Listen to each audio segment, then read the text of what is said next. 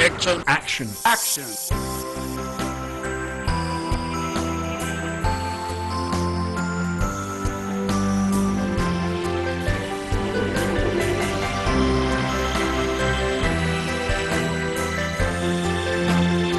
Action in China. Action in China. Action in China.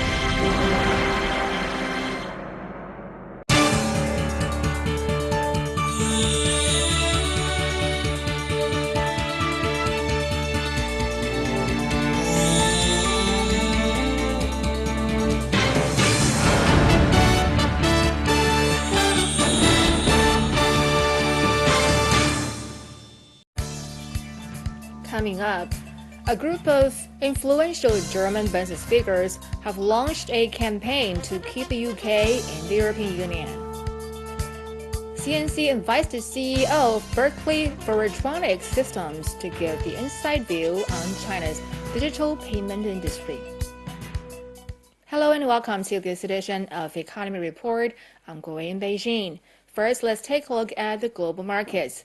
In Asia, Chinese stocks closed lower on Wednesday with the benchmark Shanghai Composite Index down 0.79%. Hong Kong stocks closed down 1.03%. The 225 issue Nikkei stock average dropped 1.57%. The US dollar climbed against most major currencies on Monday as tax reform expectation in the country continued to boost the market. Oil prices declined on Monday as investors became cautious ahead of an OPEC meeting next week.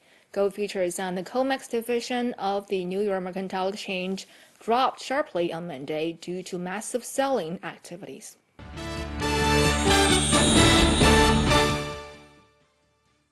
Now here's the latest of the U.S. stocks from our correspondent Wang Naishui in New York. Okay, let's take a look at the U.S. stock market. U.S. stocks ended higher Monday as Wall Street looked into the country's tax reform progress. U.S. Treasury Secretary Steven Mnuchin said on Friday that he expects a Republican tax reform bill to be sent to U.S. President Donald Trump by Christmas this year. Some analysts, however, doubted that the reform couldn't be achieved by year-end. Market expectations of tax reform have been positive for stocks this year, as the tax code overhaul would potentially lower corporate taxes.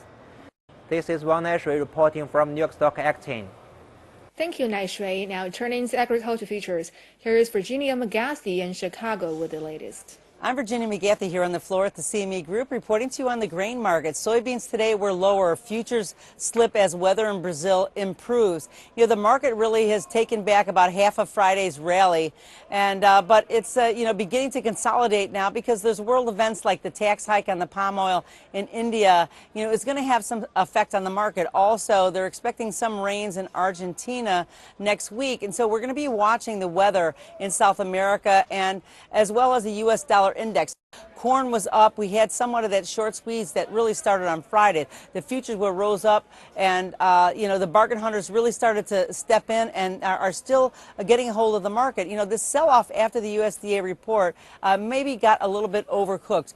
Wheat was down really in the lower channel. It keeps that futures in that consolidative channel, but it's in the lower end of it. Right now, the world wheat supply is just so big. It's very difficult to get through it. It just seems that there's just wheat everywhere. The U.S. dollar index has been lower as of late over the last couple of months, but that's just not enough to get moving through our supplies here in the U.S. That's all from the floor at the CME Group. I'm Virginia McGathy. Thank you very much, Virginia, and we'll keep you updated on the daily agriculture futures.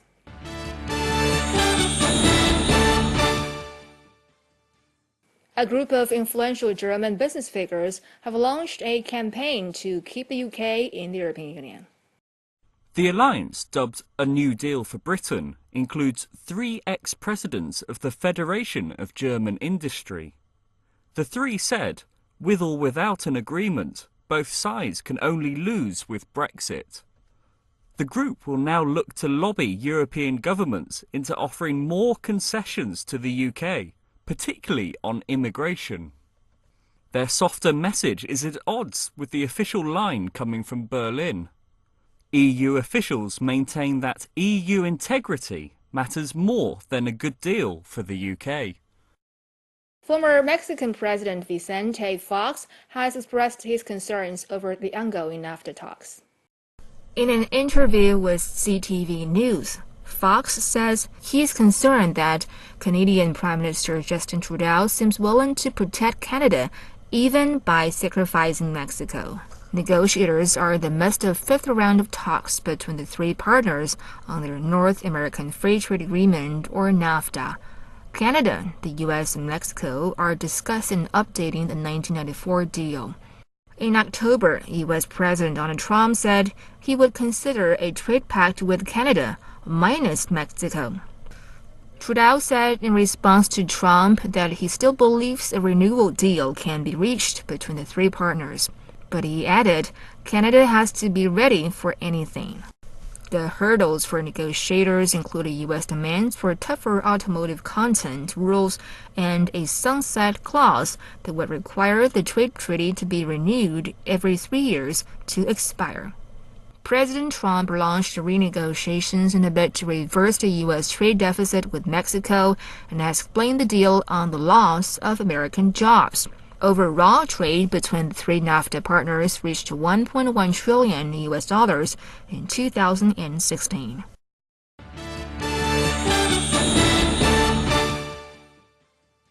In China, more and more consumers are choosing to shop online or use electronic payment.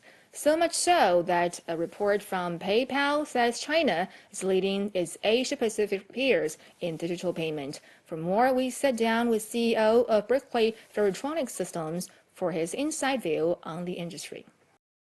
Electronic payment is big business in China. Already the nation has some 750 million internet users, or more than double the total US population. Online retail sales are growing by 30% a year, and mobile payment transactions have surpassing $23 trillion. Observing this change up close is Scott Schuber, President and CEO of Berkeley Ferrotronic Systems. Everybody's got smartphones, especially all throughout China now. It's exploding. And really with mobile payments tied to our phone, you think of Alipay, Apple Pay, WeChat Pay, with about 54% market share. It's becoming a cashless society throughout China. What's happening now is you see QR codes everywhere. So you could take your smartphone, put it up to an item, you could shop for price, you could scan the QR code, you can pay. It makes it very simple, very convenient for people throughout China to purchase goods.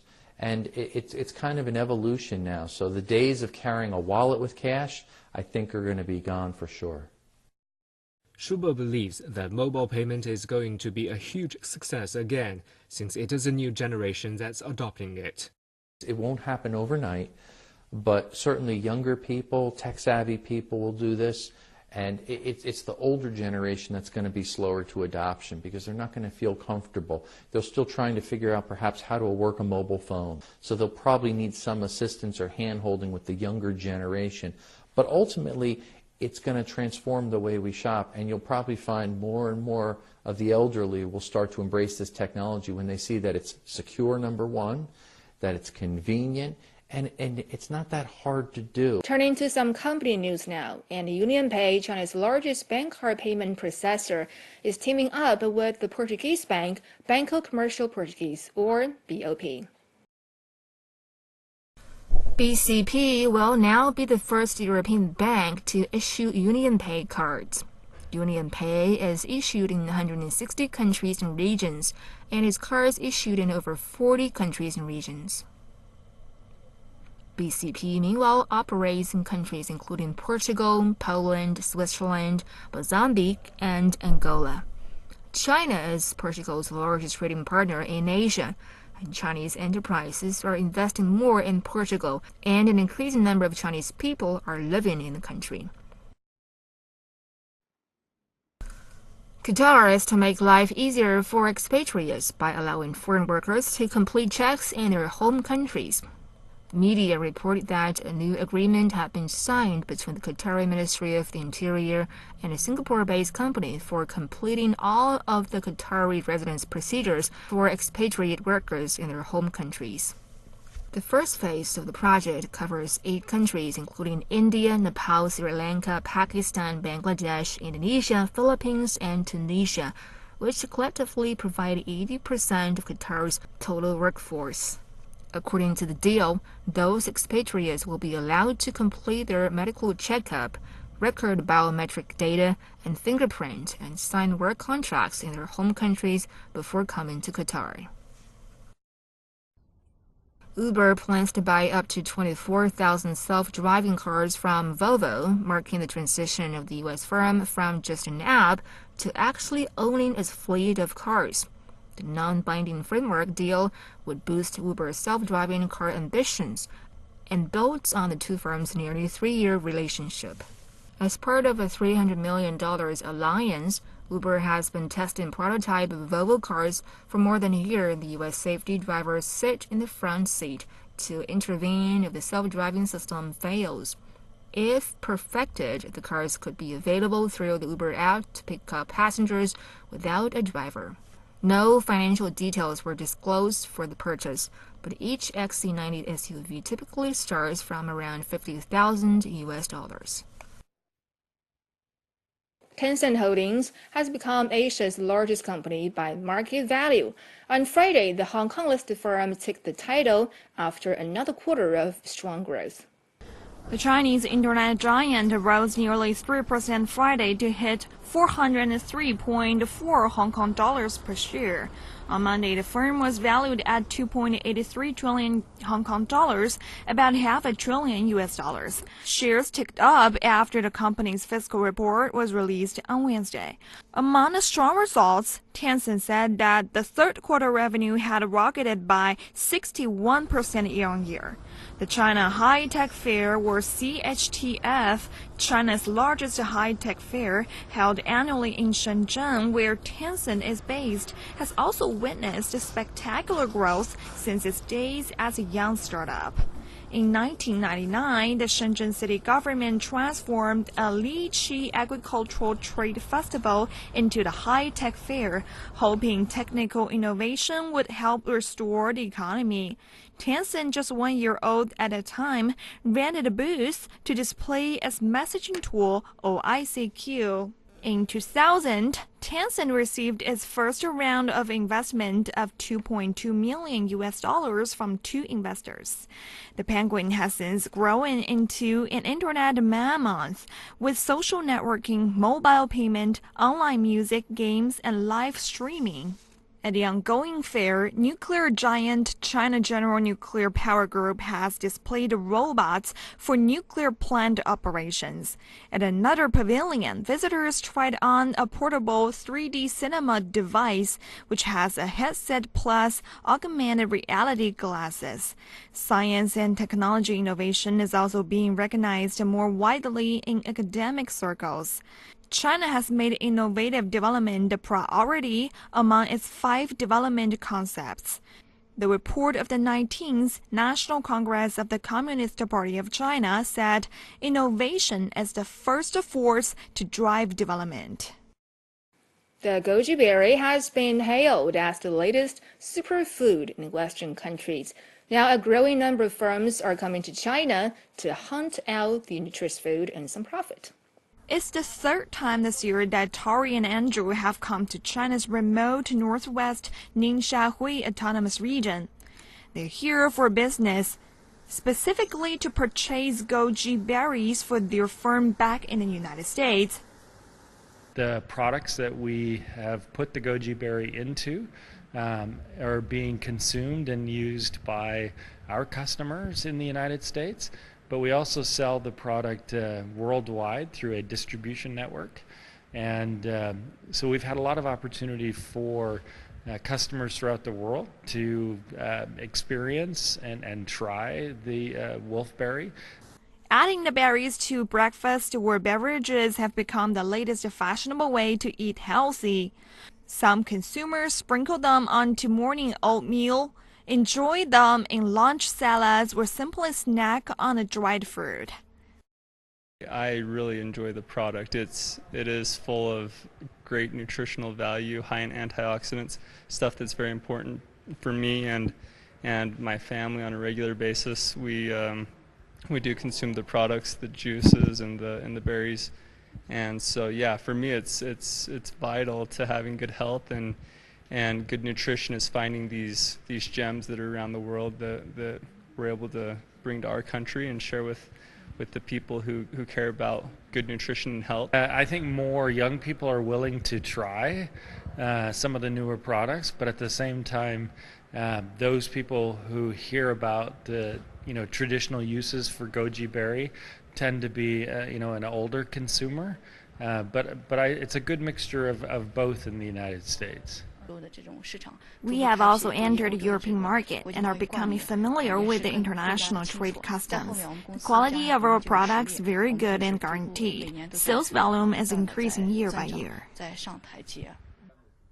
Goji berries, directly translated as goji, come from the same plant family as potatoes, eggplants, chili peppers, and tobacco.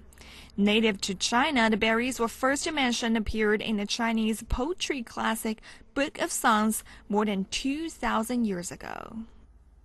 VR, or virtual reality, is a computer technology that replicates an environment, real or imagined, and simulates a user's physical presence and environment to allow for user interaction. VR artificially creates sensory experiences, which can include sight, touch, hearing, and smell. It may have been around for decades, but the technology has often been primitive or underwhelmed users. But that all may be about to change as the latest batch of VR gadgets and apps make their way to the market. VR stimulates the 3D environment that resembles the real world, usually through a headset or VR glasses. In the minds of the general public, VR is still most closely associated with gaming. At least at Tokyo Game Show, one of the largest game shows in the world, VR technology was taking the spotlight. Japan is one of the most advanced countries in the gaming industry. Yoshifumi said, with the development of new technologies, more students have chosen game-related majors at school. VR is also introduced to cartoons in China. VR cartoons are three-dimensional, floating in the air. It's an unprecedented way of displaying and appreciating cartoons. New technology is also used in cartoon creation. Creators use nothing but hands to draw a picture and walk in it to and from. So far, various pictures such as the space can be drawn in 3D room. All works can be saved for display for modification.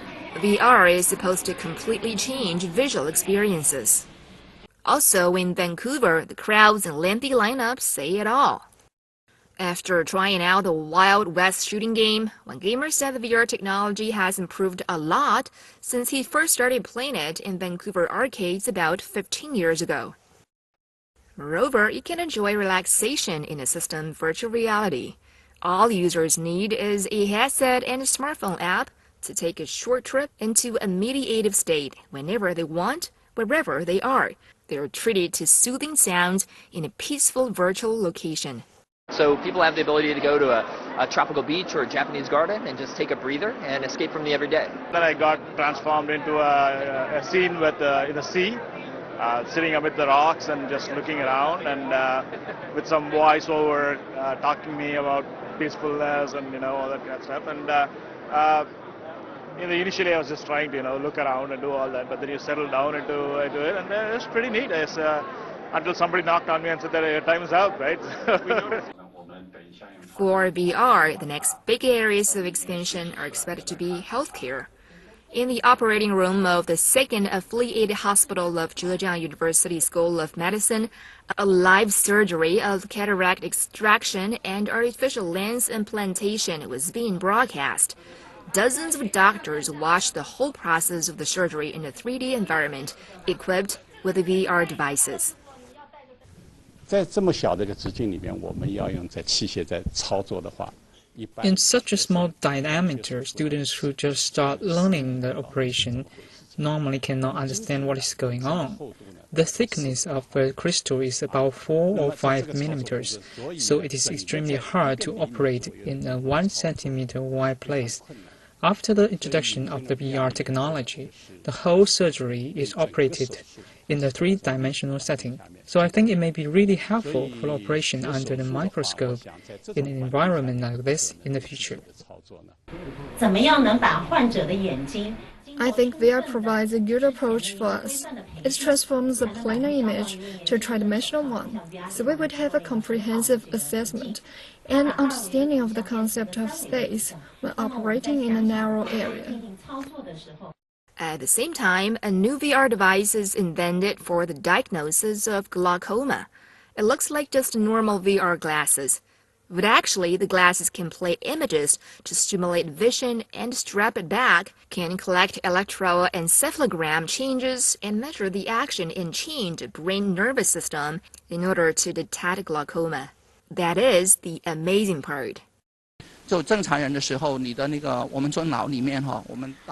example, when we show a flash to a normal person, we can see the response in the brain. If someone has glaucoma, some parts of the eyes are blind, so the response will be different. We can find out which part is blind from the differences.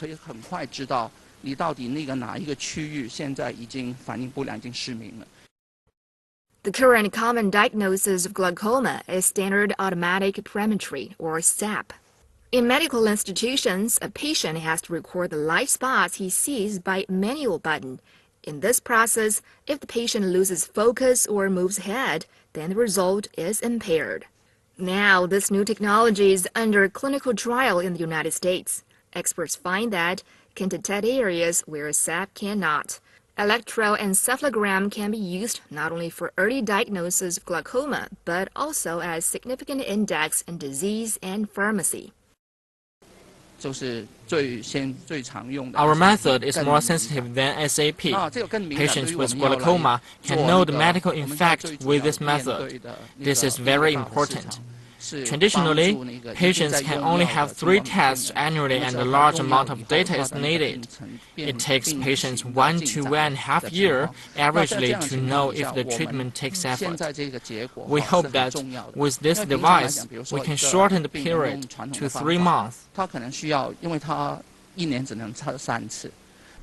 Li Zhan, a VR cameraman, started his business in 2012 at his hometown Nanchang, a city in southeast China. We should cultivate VR industry for a long way, instead of making quick money. I think the whole industry needs 10 years to develop at least. And that's all for this edition of Economy Report. For more news and highlights, you can also find out more at our website, en.cncnews.cn. Thank you for watching. Bye for now.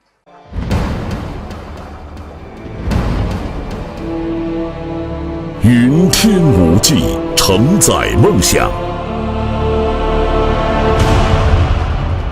中国南方航空是中国运输飞机最多、航线网络最发达、年客运量最大的航空公司。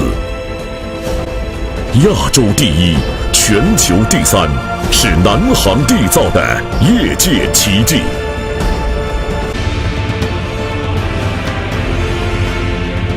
蓝天壮志情，云海谱华章。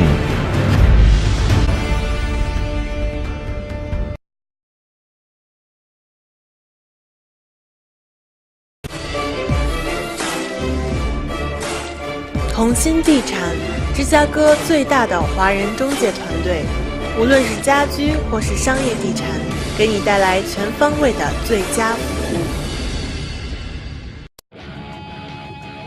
专业的团队，丰厚的经验。Welcome to Chicago. Welcome to the Lake Cook Law Group. 投资理财、法律咨询，芝加哥专业律师团队为您的梦想提供最安全的保障。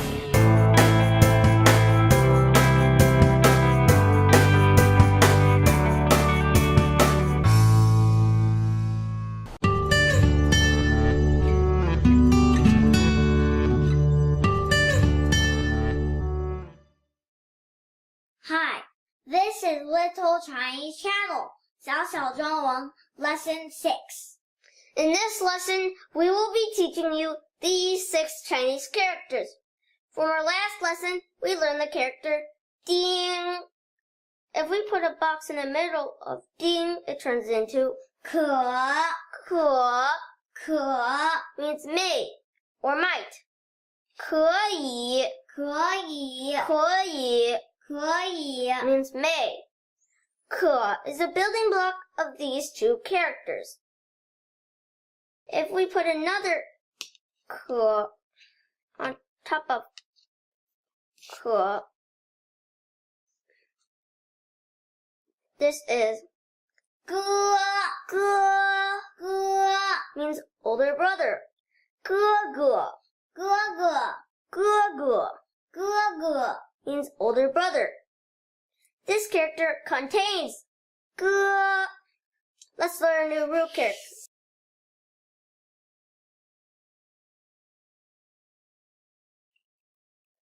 What's this? Yo means again. 又一次 means once again. Take 又 and give a dot in the middle so it turns into 叉 means fork. 叉子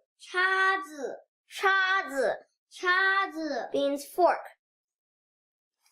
If we take off this part,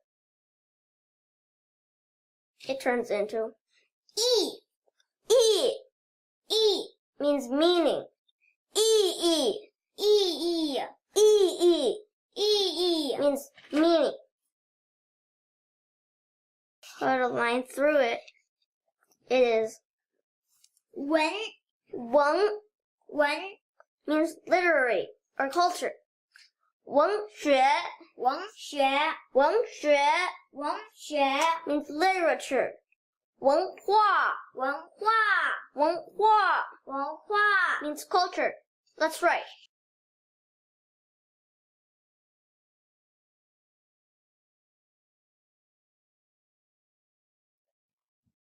可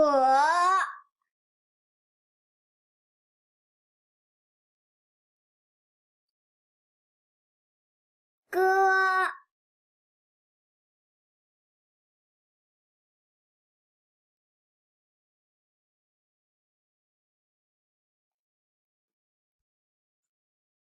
又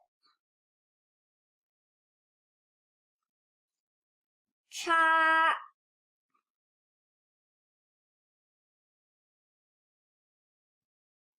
意 文 room. Bye-bye. The lesson is done.